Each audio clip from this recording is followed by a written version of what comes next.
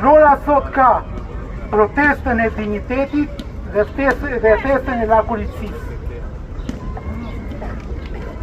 Dikur, Pushkinit ju kërkua një diçka shumë serioze, që një sallë ta bënte gjysmën për të qeshur dhe gjysmën për të qarë.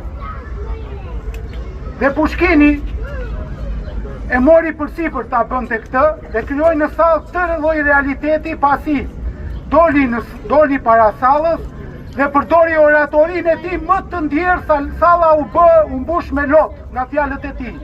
Por Pushkini ishte i veshur vetëm nga përpara dhe nga pas ishte lakuriq. Ata që e shikonin nga përpara dhe dëgjonin fjalët e tij, filluan dhe qanin me të madhe, ndërsa ata që e shikonin nga pas gajaseshin me të madhe. Për fat të keq, këtë realitet Palaços po jeton Vlora sot. Dhe këtë realitet Palaços nuk e krijon protesta jone dignitetit njerëzor, e krijon festa e zullapëve në sheshin e Flamurit. Nuk ka turp.